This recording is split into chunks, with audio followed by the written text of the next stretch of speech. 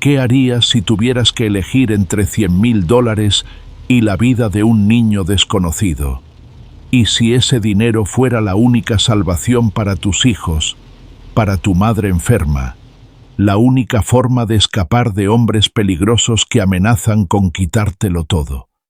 Antes de juzgar, escucha esta historia real que ocurrió en una madrugada lluviosa en las montañas de Colombia, cuando Elena Rodríguez, una viuda de 42 años con 2 hijos adolescentes, enfrentó la decisión más imposible de su vida. Una decisión que la perseguiría por 3 largos años antes de descubrir que el destino tenía planes que ella jamás habría imaginado. Antes de continuar, les pido que suscríbete al canal y activa la campanita de notificaciones. No te cuesta nada, es completamente gratis, pero para nosotros significa todo. Elena Rodríguez jamás imaginó que a sus 42 años estaría viviendo el infierno que se había convertido su existencia. 3 meses atrás, su esposo Carlos había aparecido muerto en un callejón del barrio San Cristóbal. La policía dijo que fue un asalto, pero Elena sabía la verdad. Los moretones en los nudillos, las marcas específicas en el cuello, la forma en que habían dejado el cuerpo como advertencia. Carlos había sido ejecutado por las deudas que había acumulado con los prestamistas del barrio. Lo que Elena no sabía era la magnitud de esas deudas.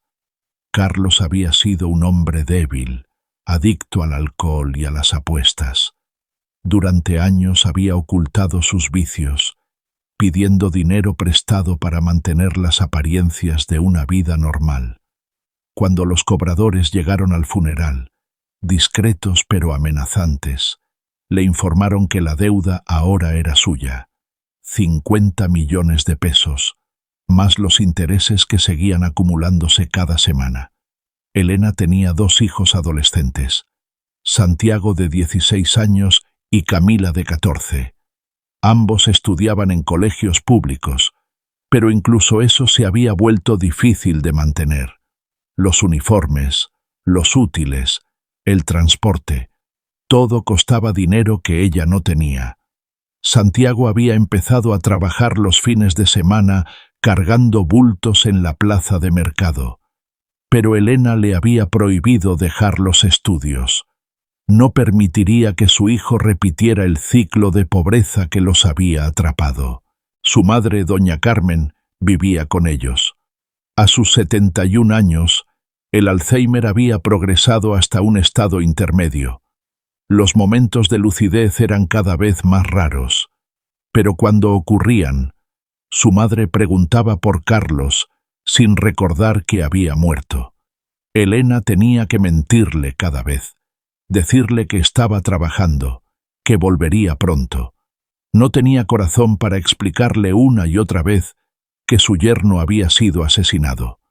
Durante el día, Elena limpiaba las casas de los ricos en el poblado. 3 casas fijas de lunes a viernes, desde las 6 de la mañana hasta las 3 de la tarde. Las señoras para las que trabajaba eran amables en su mayoría, pero distantes. Le pagaban el mínimo, sin prestaciones, sin seguro. A veces le daban las sobras de comida que iban a botar. Elena tragaba su orgullo y las aceptaba. Con esas sobras alimentaba a su familia.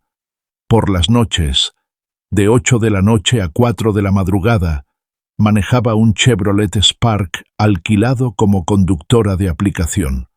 El alquiler del carro le costaba 80.000 pesos diarios.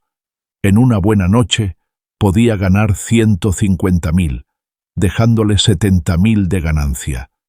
Pero las buenas noches eran cada vez menos frecuentes. La competencia era feroz. Había demasiados conductores y cada vez menos pasajeros dispuestos a pagar tarifas decentes. Los medicamentos de su madre costaban 800.000 pesos mensuales. El Aricept para retrasar el avance del Alzheimer, los antipsicóticos para los episodios de agitación, las vitaminas, los pañales que cada vez necesitaba con más frecuencia. Elena había tenido que usar el dinero de la pensión de su madre para pagar a los prestamistas, prometiéndose que lo repondría, sabiendo que era una promesa imposible de cumplir. Los cobradores venían cada viernes, 2 hombres que se hacían llamar los representantes de don Julio, siempre educados, siempre amenazantes. Le recordaban que don Julio había sido muy paciente, que otra gente en su situación ya habría perdido más que una casa. Elena entendía la amenaza implícita, les daba lo que podía, nunca era suficiente, pero mantenía la ilusión de que estaba pagando la deuda. El jueves 15 de marzo había sido particularmente cruel. Por la mañana, mientras limpiaba la casa de la señora Martínez en el poblado, había recibido una llamada de la arrendadora del carro. Tenía 3 días de retraso en el pago. Si no regularizaba la situación en 24 horas, debía devolver el vehículo inmediatamente. Por la tarde, cuando llegó a casa, encontró a su madre en el suelo del baño. Se había caído tratando de ir sola. No parecía tener fracturas, pero Elena sabía que era cuestión de tiempo antes de que algo grave sucediera. No podía dejarla sola, pero tampoco podía dejar de trabajar. Santiago y Camila hacían lo que podían, pero también tenían que estudiar. A las 6 de la tarde llegaron los cobradores. Esta vez no venían solo a cobrar. Don Julio les había mandado con una propuesta. El hombre principal, un tipo de unos 40 años con traje barato y cadenas de oro, se sentó en la sala como si fuera su casa. Le dijo que don Julio era un hombre justo y generoso, que entendía su situación. Por eso le hacía una oferta única, $1000 en efectivo por su casa. Era una casa pequeña en el barrio San Javier, pero era suya, la única cosa de valor que Carlos había dejado, irónicamente comprada antes de hundirse en las deudas. El hombre le explicó que con $1000 ella podría alquilar algo más pequeño, tener dinero para sus gastos inmediatos. La condición era simple. Debía desocupar en 48 horas. Elena intentó negociar. La casa valía al menos 10 veces eso. El hombre sonrió con condescendencia. Le recordó que su esposo debía 50 millones de pesos, que los intereses seguían corriendo, que don Julio podría simplemente tomar la casa sin darle nada. $1000 era generosidad, no negociación. Tenía hasta el sábado al mediodía para decidir. Elena salió a trabajar esa noche con el peso del mundo sobre sus hombros. Necesitaba un milagro. Necesitaba al menos 2 millones de pesos para ponerse al día con todo. El alquiler del carro, algunos medicamentos urgentes de su madre, algo de comida para la casa. Pero a las 3:30 de la madrugada había hecho apenas 3 carreras cortas. 50.000 pesos en total. No era ni cerca de lo que necesitaba. Estaba a punto de rendirse, de volver a casa y enfrentar lo inevitable, cuando a las 3:47 de la mañana su aplicación sonó. Era una carrera larga, desde el aeropuerto El Dorado hasta Villavicencio, 200 kilómetros. La tarifa mostraba 350.000 pesos. Era más de lo que había ganado en los últimos 3 días combinados. Elena aceptó inmediatamente y se dirigió al aeropuerto. Mientras conducía, hizo cálculos mentales. Con esa carrera podría pagar el alquiler atrasado del carro, comprar algunos medicamentos, quizás tener algo para darle a los cobradores. No era la solución, pero era un respiro. El pasajero la esperaba en la zona de llegadas internacionales. Era un hombre de unos 50 años, con maletín médico y expresión de urgencia. Se presentó como el doctor Alejandro Vargas y le confirmó el destino. Hospital San José de Villavicencio. Necesitaba llegar antes de las 7 de la mañana. Salieron del aeropuerto exactamente a las 4 de la madrugada. Una llovizna fina pero constante había comenzado a caer. Esa típica lluvia bogotana que parece niebla pero empapa hasta los huesos. Elena calculó mentalmente. 200 kilómetros, 3 horas para llegar. Era justo pero factible si mantenía una velocidad constante. El doctor Vargas le explicó la situación mientras atravesaban las calles vacías de Bogotá hacia la autopista. Había estado en Ciudad de México en un congreso internacional de neurocirugía pediátrica. Había aprendido una nueva técnica para operar traumatismos cráneoencefálicos en niños, un procedimiento que solo una docena de médicos en Latinoamérica dominaban. Esa tarde había recibido una llamada desesperada del Hospital San José. Un niño de 12 años había sufrido un accidente. El pequeño había salido en su bicicleta a comprar pan para el desayuno cuando un camión lo embistió. El conductor había huido. El niño tenía una hemorragia subdural que requería una intervención específica que solo el doctor Vargas podía realizar en esa región del país. Le mostró a Elena una foto en su celular. Era la imagen de una tomografía, pero también había una foto del niño antes del accidente. Se llamaba Miguel, tenía 12 años, le gustaba el fútbol y quería ser ingeniero. Su madre, una mujer llamada Marta, trabajaba limpiando oficinas por el salario mínimo. Era madre soltera. Miguel era su único hijo. Elena sintió un nudo en la garganta. Pensó en Santiago, apenas 4 años mayor que Miguel. Pensó en el dolor de esa madre, en la desesperación de ver a tu hijo entre la vida y la muerte. Aceleró un poco más, prometiéndole al doctor que llegarían a tiempo. Habían recorrido 90 kilómetros. Eran las 5:30 de la madrugada, y la lluvia había incrementado ligeramente, aunque seguía siendo manejable. Elena había mantenido una velocidad constante, calculando que llegarían al hospital con 15 minutos de sobra. Fue entonces cuando vieron las luces de emergencia. Un Mercedes-Benz último modelo estaba detenido en el arcén. Las luces de emergencia parpadeaban en la oscuridad, y un hombre en traje ejecutivo hacía señales desesperadas bajo la lluvia. Elena instintivamente comenzó a frenar. El doctor Vargas protestó inmediatamente. Le recordó que cada minuto contaba, que no podían detenerse, pero Elena ya había reducido la velocidad. Le explicó que ese tramo de carretera era conocido por ser peligroso.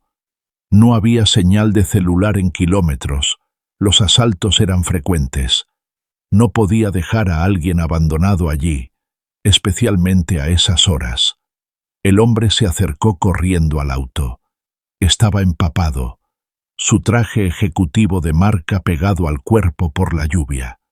Se presentó rápidamente como Roberto Medina, presidente de Constructora Medina y Asociados. Su Mercedes había sufrido una falla eléctrica total hacía media hora. No había forma de encenderlo. No tenía señal en su celular. Estaba completamente varado. Roberto Medina explicó su situación con la urgencia de quien sabe que cada segundo cuenta. Venía de supervisar un proyecto en Villavicencio y regresaba a Bogotá para la reunión más importante de su vida.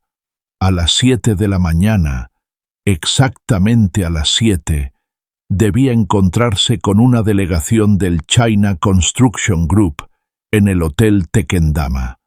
Era un contrato de $300 millones para construir el complejo residencial y comercial más grande de Colombia. 5 torres de apartamentos, un centro comercial, oficinas. Su empresa había competido durante 2 años por ese contrato. Los chinos eran extremadamente puntuales. Si él no llegaba a las 7 en punto, firmarían con Construcciones Béjar, su principal competidor. Roberto hizo cálculos rápidos en voz alta. Si Elena daba media vuelta ahora mismo, podrían llegar a Bogotá antes de las 7. Le ofreció 50.000 pesos por la carrera. El doctor Vargas intervino indignado, recordándole a Elena que un niño moriría si no llegaban a tiempo. Roberto duplicó su oferta. 100.000 pesos. El médico alzó la voz. Le dijo a Roberto que ningún dinero valía la vida de un niño. Roberto, desesperado, subió a 200.000. Elena permanecía en silencio, sus manos apretadas sobre el volante, la lluvia golpeando el parabrisas como un metrónomo marcando los segundos que pasaban. Roberto Medina se inclinó hacia adelante, su rostro una máscara de desesperación. Les confesó algo que claramente le costaba admitir. En la caja fuerte de su oficina tenía 100.000 dólares en efectivo. Era dinero que había apartado para una inversión personal, completamente legal, declarado. Se los daría todos a Elena si ella aceptaba dar la vuelta ahora mismo. Le explicó que no era solo su pérdida personal. Constructora Medina y Asociados empleaba a 500 personas, albañiles, ingenieros, arquitectos, personal administrativo. Sin este contrato, la empresa no podría competir. En 6 meses tendrían que cerrar. 500 familias quedarían sin sustento. Sacó su celular y, aunque no tenía señal, le mostró fotos descargadas. María Fernández, madre soltera de 3 hijos, secretaria de la empresa hace 15 años. José Ramírez, vigilante de 62 años, que nunca encontraría otro empleo a su edad. Los rostros de personas reales, con familias reales, que dependerían de la decisión de Elena. Elena hizo la conversión mental. 100.000 dólares eran más de 400 millones de pesos colombianos. Podría pagar todas las deudas de Carlos, todos los 50 millones, y todavía le sobraría. Podría comprar los medicamentos de su madre para años. Podría sacar a sus hijos de ese barrio peligroso. Podría comprar un carro propio y dejar de matarse trabajando 20 horas al día. El doctor Vargas contraatacó con su propia súplica. Le recordó a Elena que Miguel tenía solo 12 años, que su madre, Marta, probablemente estaba en el hospital en este momento, rezando por un milagro. Le habló del daño cerebral irreversible que ocurriría si no operaba antes de las 7. No sería solo muerte, podría ser peor. Un niño en estado vegetativo por el resto de su vida. Roberto insistió que no era justo comparar una vida con 500, que el niño era un desconocido, mientras que sus empleados eran personas con historias, con nombres, con familias que él conocía personalmente.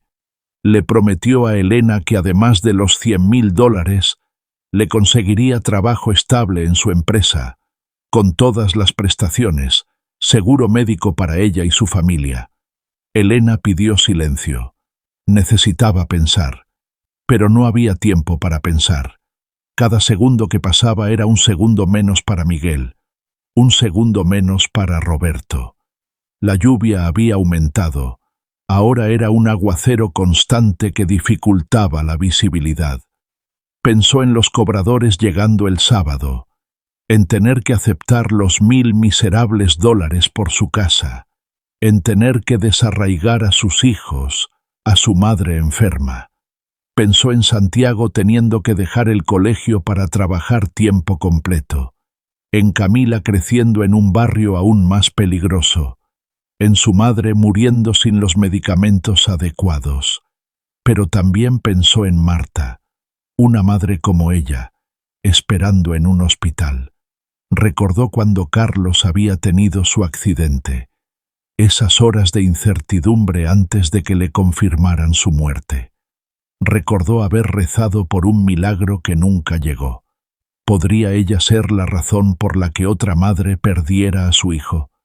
Elena encendió las luces direccionales y se orilló completamente.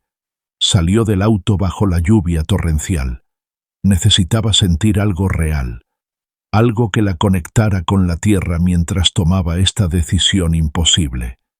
El agua fría golpeaba su rostro, mezclándose con las lágrimas que no podía contener. Santiago y Camila la necesitaban, su madre la necesitaba, pero Miguel también necesitaba vivir. 500 familias necesitaban sus empleos, pero una madre necesitaba que su único hijo sobreviviera. No había decisión correcta. Cualquier cosa que eligiera, alguien sufriría. Volvió al auto empapada. Roberto la miraba con esperanza varel y contenida. El doctor Vargas veía nerviosamente su reloj. Eran las 5:45 de la madrugada. Elena arrancó el motor. Les dijo que lo sentía mucho, pero que no podía tener en su conciencia la muerte de un niño, que entendía la desesperación de Roberto, que lamentaba profundamente lo de su empresa y sus empleados, pero que había una madre esperando un milagro y ella no podía ser quien se lo negara. Roberto le suplicó una última vez. Le habló de su padre de 83 años, fundador de la empresa, muriendo en un asilo sin saber que su legado se perdería. Le habló de las familias que perderían sus casas, de los hijos que tendrían que dejar de estudiar. Le prometió $150,000, todo lo que tenía. Elena negó con la cabeza y le preguntó qué iba a hacer. Podía quedarse solo en la carretera esperando ayuda que tal vez no llegaría, en una zona peligrosa, sin comunicación. O podía acompañarlos hasta Villavicencio. Al menos llegaría a un lugar seguro aunque perdiera su reunión. Roberto negó con la cabeza. Su orgullo herido no le permitía subir a ese auto que lo alejaba definitivamente de su reunión más importante. Le dijo que prefería quedarse con su Mercedes, que alguien de su empresa o el seguro vendría eventualmente por él. Era un hombre acostumbrado a resolver problemas, no a huir de ellos. Se quedaría junto a su auto, esperando, pero le pidió un último favor a Elena. Sacó una tarjeta de su bolsillo, ya mojada por la lluvia, pero aún legible. Le dio 2 números de teléfono, el de su compañía de seguros y el de Patricia, su secretaria personal. Le suplicó que cuando llegara a una zona con señal telefónica, si podía, hiciera esas 2 llamadas, que informara su ubicación exacta al seguro y que le dijera a Patricia lo que había ocurrido, que intentara postergar la reunión de cualquier forma posible. Elena tomó la tarjeta empapada y prometió hacer las llamadas. Roberto salió del auto y volvió a su Mercedes bajo la lluvia. Elena lo vio por el espejo retrovisor. Un hombre en traje ejecutivo de pie junto a su auto de lujo inútil, bajo la lluvia persistente, en medio de la nada. Una imagen de derrota que se grabó en su memoria. El doctor Vargas no dijo nada durante varios kilómetros. Finalmente comentó que Elena había hecho lo correcto, que había salvado una vida. Elena no respondió. Su mente estaba con sus propios hijos, con las amenazas de los prestamistas, con los $100,000 que había dejado ir. Aproximadamente 30 kilómetros más adelante, a las 6:15 de la madrugada, el celular de Elena recuperó señal. Inmediatamente detuvo el auto en un lugar seguro y sacó la tarjeta mojada que Roberto le había dado. Primero llamó al seguro. Les dio la ubicación exacta. Kilómetro 90 de la vía Bogotá-Villavicencio. Un Mercedes-Benz negro con falla eléctrica total. El operador confirmó que enviarían una grúa de inmediato. Luego llamó al segundo número. Una voz femenina somnolienta contestó al tercer timbre. Elena se identificó como la conductora de la aplicación y le explicó la situación. El señor Roberto Medina estaba varado en la carretera. Su auto había fallado. No llegaría a la reunión de las 7. Patricia se despertó completamente al escuchar el nombre de Roberto. Le preguntó detalles, la ubicación exacta, si él estaba bien. Luego le dijo que haría todo lo posible para contactar a los chinos y postergar la reunión. Le agradeció a Elena profusamente por llamar y colgó. Elena guardó la tarjeta mojada en su bolsillo y continuó hacia el hospital. El doctor Vargas miraba nerviosamente su reloj. Eran las 6:25. Tenían 35 minutos para llegar. Llegaron al Hospital San José a las 6:58 de la madrugada. El doctor Vargas salió corriendo sin siquiera despedirse apropiadamente. Solo gritó un «Gracias», mientras corría hacia las puertas de emergencia con su maletín médico. Elena lo vio desaparecer, llevando consigo la esperanza de salvar la vida de Miguel. Elena se quedó sentada en su auto por unos minutos, exhausta. Había conducido toda la noche. Había tomado la decisión más difícil de su vida. Y ahora debía volver a enfrentar su realidad. Los 350.000 pesos de la carrera ayudarían, pero no cambiarían su situación fundamental. Comenzó el viaje de regreso a las 7:15. La lluvia había cesado finalmente, y el sol de la mañana comenzaba a asomarse entre las montañas. Elena conducía en automático, su mente procesando todo lo que había pasado. Cuando llegó al kilómetro 90, donde había dejado a Roberto, vio la escena que se grabaría en su memoria para siempre. Un camión grúa de la aseguradora estaba subiendo el Mercedes-Benz a su plataforma. El auto de lujo, que horas antes representaba poder y éxito, ahora era solo una máquina inútil siendo arrastrada.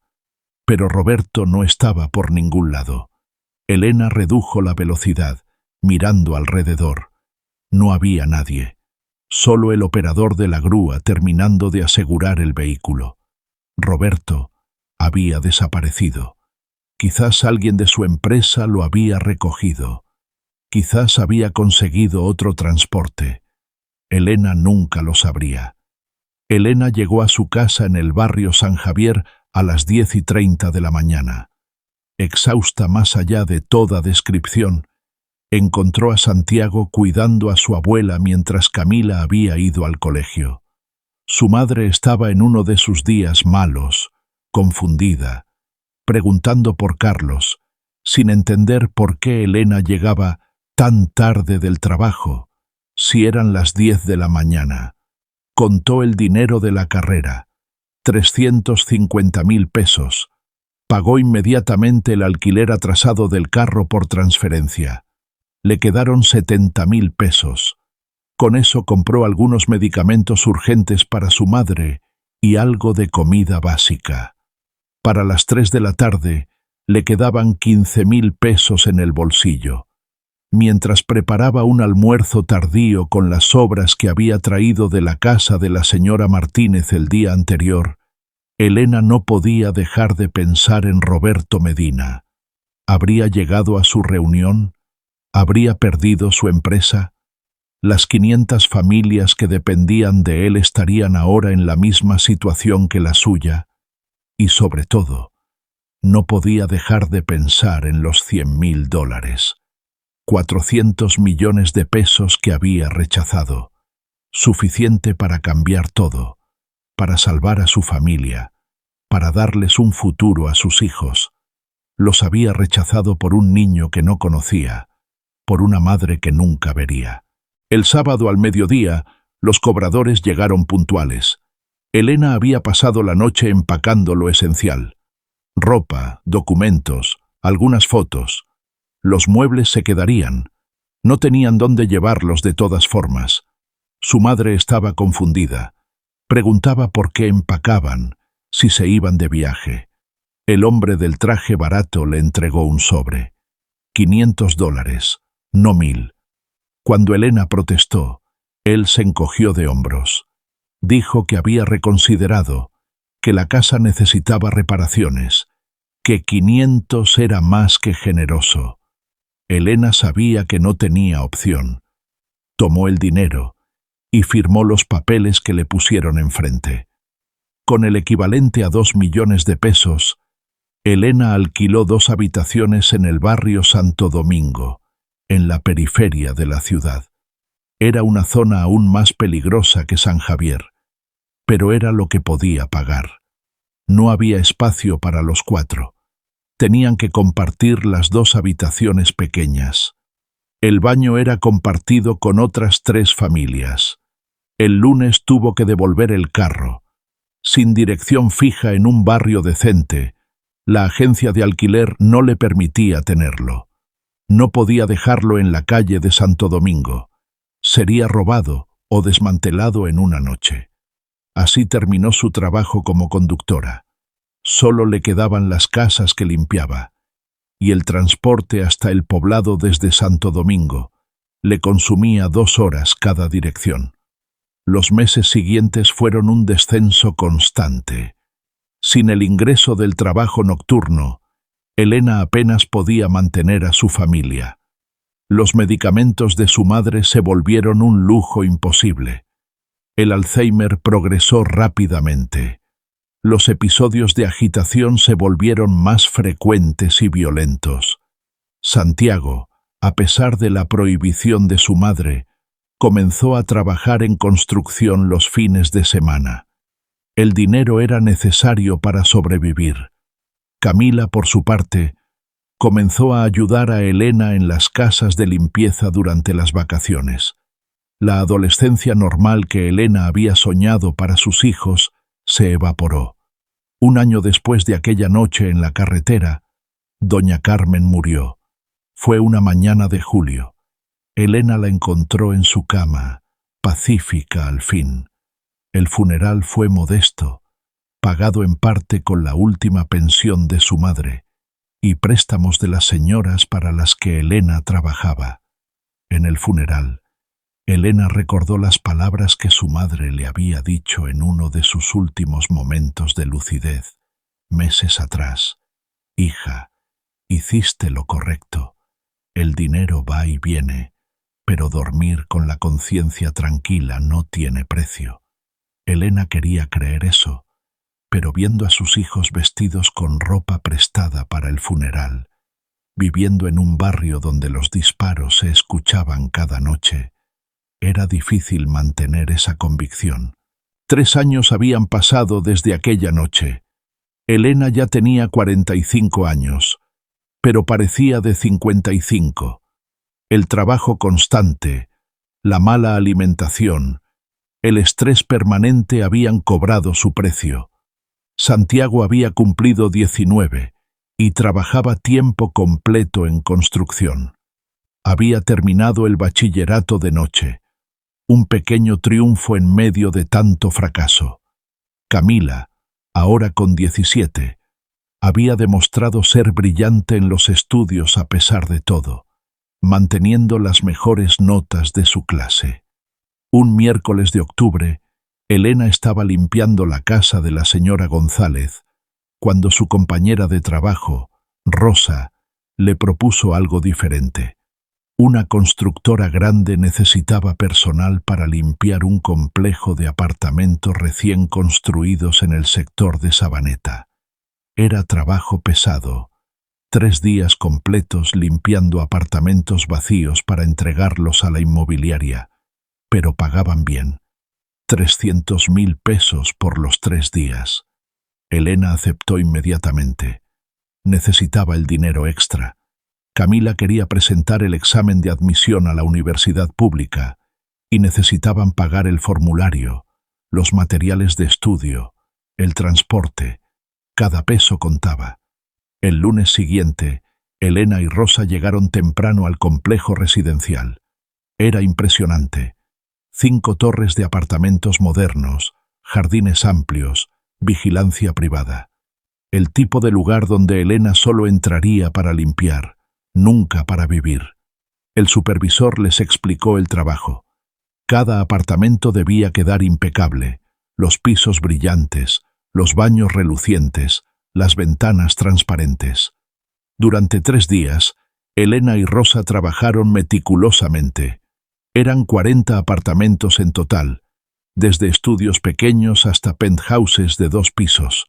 Elena no podía evitar imaginar cómo sería vivir en uno de esos lugares. Los acabados de mármol, las cocinas integrales, los balcones con vista a las montañas.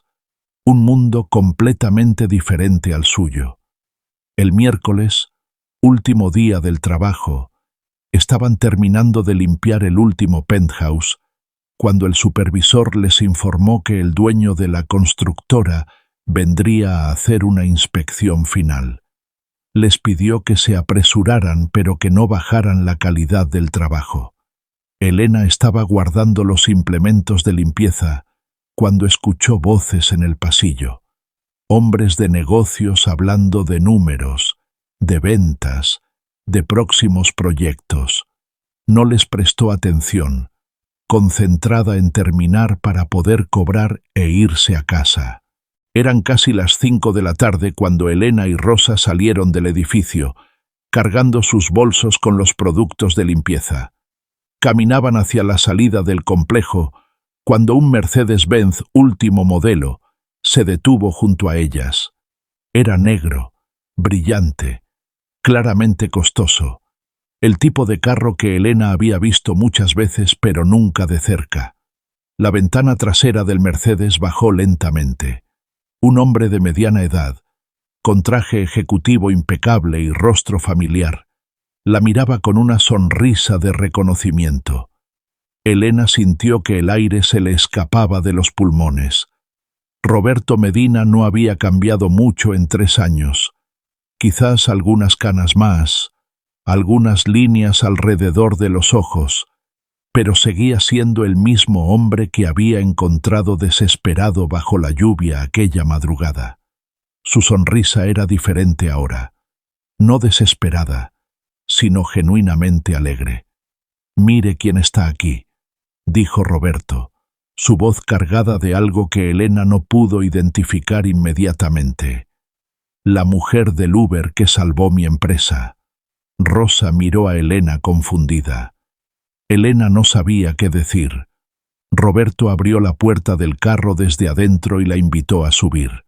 Le dijo a Rosa que no se preocupara, que él se encargaría de llevar a Elena a casa. Rosa, intimidada por el auto y el hombre claramente poderoso, asintió y se alejó murmurando algo sobre verse mañana. Elena subió al carro con las manos aún oliendo a cloro y detergente. Sus jeans desgastados y su camiseta manchada contrastaban violentamente con el interior de cuero del Mercedes. Roberto le pidió al conductor que se estacionara más adelante, en un lugar tranquilo donde pudieran hablar. Roberto la observó por un largo momento antes de hablar. Le dijo que había tratado de contactarla muchas veces durante los últimos 3 años. El número que ella le había dado ya no funcionaba. Había preguntado en las aplicaciones de transporte, pero por las regulaciones de privacidad no le daban información. Había casi perdido la esperanza de encontrarla. Le agradeció profundamente por haber cumplido su promesa de llamar a Patricia. Gracias a esa llamada, Patricia había enviado inmediatamente un carro de la empresa con el chofer a rescatarlo en la carretera. Lo habían recogido apenas 20 minutos después de que Elena se fuera. Le contó lo que había pasado cuando llegó a Bogotá. Aunque había llegado tarde a la oficina, Patricia había logrado lo imposible. El vuelo de los chinos desde Beijing había sido retrasado por condiciones climáticas. Primero 2 horas, luego 4. Finalmente habían llegado a Bogotá a las 2 de la tarde. La reunión se reprogramó para las 4 de la tarde. Roberto tuvo tiempo de prepararse adecuadamente. Los chinos, lejos de estar molestos, estaban impresionados por su dedicación. El contrato se firmó esa misma tarde. $300 millones para el proyecto más ambicioso de su empresa. Roberto señaló por la ventana hacia el complejo residencial. Todo eso, las 5 torres, los locales comerciales, el parque, Todo era resultado de aquel contrato. Si Elena hubiera aceptado su oferta aquella noche, si hubiera dado vuelta para llevarlo a tiempo a una reunión que de todas formas se iba a retrasar, un niño de 12 años habría muerto innecesariamente. Roberto le confesó algo más. Después de que el negocio se cerrara, no podía dejar de pensar en lo que había pasado. La decisión de Elena lo había marcado profundamente. Una mujer que claramente necesitaba el dinero, que obviamente estaba en una situación desesperada, había elegido la vida de un desconocido sobre $100.000. Por curiosidad y algo de culpa, había mandado investigar qué había pasado con el niño. Sus contactos en Villavicencio le informaron que la cirugía había sido completamente exitosa. El doctor Vargas había llegado justo a tiempo. 5 minutos más, y hubiera sido demasiado tarde. Miguel, así se llamaba el niño, se había recuperado completamente, sin secuelas neurológicas. Ahora tendría unos 15 años, una vida completa por delante gracias a la decisión de Elena. Roberto le dijo que esa información lo había perseguido durante 3 años. Había ganado $300 millones, había salvado su empresa y 500 empleos, pero todo eso había sido posible porque una mujer desconocida había elegido la vida sobre el dinero, y él nunca había podido agradecerle apropiadamente. Nunca había podido cumplir su promesa de los $100.000. Roberto sacó su chequera del bolsillo interior de su chaqueta. Mientras escribía, le dijo a Elena que era un hombre de palabra. Había prometido $100.000 hace 3 años, y aunque tarde, cumpliría su promesa. Le entregó el cheque. $100.000, más de 400 millones de pesos al cambio actual. Elena miraba el cheque con manos temblorosas. Era más dinero del que había visto en toda su vida. Roberto no había terminado. Le dijo que podía elegir cualquier apartamento del complejo que acababa de limpiar. Sería suyo, escriturado a su nombre, completamente pago. La constructora se encargaría de amoblarlo completamente y como beneficio corporativo, la empresa pagaría los servicios y administración de por vida. Además, le ofreció algo más. Su empresa necesitaba servicios de transporte confiables para ejecutivos y clientes. Había estado pensando en crear una empresa subsidiaria de transporte corporativo. Quería que Elena la dirigiera, no como empleada, sino como socia. La constructora pondría el capital inicial, compraría los vehículos, y Elena sería dueña del 40% de la empresa. Elena no podía hablar. Las lágrimas corrían por su rostro sin control. Roberto le dijo que no era caridad, que no era lástima, era justicia. Su decisión aquella noche había salvado no solo la vida de un niño, sino que había permitido que su empresa creciera y prosperara. Los empleos de 500 personas se habían convertido en empleos para más de 2.000. El proyecto había revitalizado toda una zona de la ciudad. Elena finalmente encontró su voz para preguntar por qué había decidido ser tan generoso. Roberto le explicó que durante 3 años había vivido con una deuda moral. Su éxito empresarial había sido posible gracias a ella. Cada vez que veía las torres que había construido, cada vez que firmaba los cheques de nómina para sus 2.000 empleados, recordaba que todo existía porque una mujer había elegido salvar una vida sobre su propio beneficio. Le confesó que el proyecto había sido más exitoso de lo esperado. Los chinos habían quedado tan satisfechos que le habían otorgado 2 contratos más. Su empresa era ahora una de las constructoras más grandes del país. Y todo había comenzado con la decisión de Elena en aquella carretera lluviosa. También había establecido, inspirado por ella, un fondo de emergencia médica para todos sus empleados y un programa de transporte médico gratuito para casos de emergencia en las comunidades donde construían. Era su forma de honrar lo que Elena había hecho aquella noche. Esa noche, Elena llegó a las 2 habitaciones que alquilaba en Santo Domingo, con el cheque en su cartera y el corazón desbordado. Santiago y Camila la esperaban preocupados porque había tardado más de lo habitual. Cuando les contó lo que había sucedido, no le creyeron. Tuvo que mostrarles el cheque, los papeles del apartamento, la propuesta de sociedad. Los 3 se abrazaron llorando en aquella habitación pequeña que pronto dejarían atrás. Por primera vez en 3 años, no lloraban de tristeza o desesperación, sino de alivio y esperanza. En las semanas siguientes, Elena organizó metódicamente su nueva vida: la mudanza al apartamento amoblado, los trámites para crear la empresa de transporte, las matrículas universitarias de sus hijos.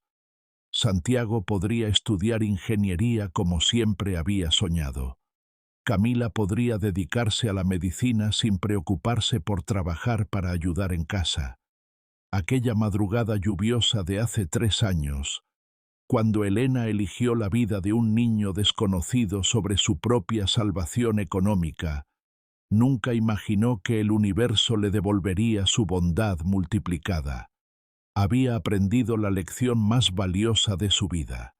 Cuando eliges hacer lo correcto, aunque parezca que lo pierdes todo, de alguna manera misteriosa, la vida encuentra la forma de recompensarte. No siempre de inmediato, no siempre como esperas, pero siempre, siempre, en el momento perfecto.